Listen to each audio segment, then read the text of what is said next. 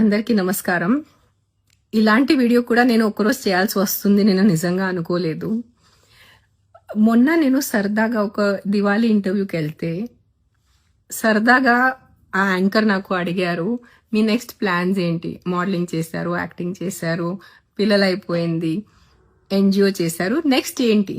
నేను మామూలుగా సరదాగా చెప్పాను నెక్స్ట్ సన్యాస్ అని. ఇట్లా జోకులో చెప్తే నేను సన్యాస్ తీసుకుంటున్నాను అని it has become such a big news. నాకు కూడా తెలియదు, నాకు మధ్యాహ్నం వరకు తెలీదు. మధ్యాహ్నం చాలా మంది నాతో షేర్ చేశారు. When it reached my friend's mothers and they asking what happen to రేణుకి ఏమైంది, తను బాగానే ఉందా, why she taking sanyas at this age. కొంతమంది బాధపడుతున్నారు, కొంతమంది తిడుతున్నారు. అంటే నేను ఏం చేసిన ఎలాగైనా తిడతారు మీరు దాంట్లో.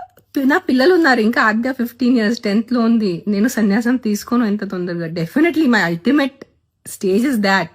కానీ ముసలైన తర్వాత, ఇప్పుడు కాదు. ఇఫ్ నౌ ఐఎమ్ 45, ఇంకా నేను 55 65 వరకు అప్పుడు నేను వెళ్ళిపోతాను. బట్ నాకు నా గాడ్ కన్నా నా పిల్లలు నాకు ఎక్కువ ఇష్టం, అంటే ఎక్కువ ఇంపార్టెంట్. నాకు దేవుడు ముందు పిల్లలు, దాని తర్వాత దేవుడు వస్తారు, దాని తర్వాత నేను. సో ఆ క్రమంలో ఉన్నప్పుడు ఐఎమ్ నాట్ అంత ఇర్రెస్పాన్సిబుల్ తల్లి కాదు నేను. చిన్న పిల్లల్ని వదిలేసి వెళ్ళి సన్యాసం తీసుకోవటం. కానీ నిజంగా the way the media has become, నేను సన్యాసం తీసుకోవాలంటే నాకు కాల్ చేయండి, నాతో మాట్లాడండి. మీరు ప్రపంచం అందరిని ఇంటర్వ్యూస్ చేసుకొని ఆవిడ సన్యాసం తీసుకున్నారు, మీ అభిప్రాయం ఏంటి? నేను సన్యాసం తీసుకుంటే నాకు అడగండి, నేను చెప్తాను మీకు. దట్ నిజంగా మాట దిస్ వీడియో ఫీల్స్ అంటే విచిత్రంగా ఉంది వీడియో చేయటం నాకు. అంటే ఏదైనా సోషల్ కాజ్ దాని గురించి మాట్లాడాలా ఏదో.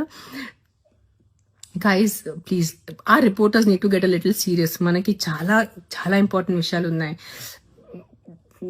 What ever. నాకు మాటలు నిజంగా ఫస్ట్ టైం నాకు మాటలు రావట్లేదు. మామూలుగా వీడియోలో నేను టపటప మాట్లాడేస్తాను.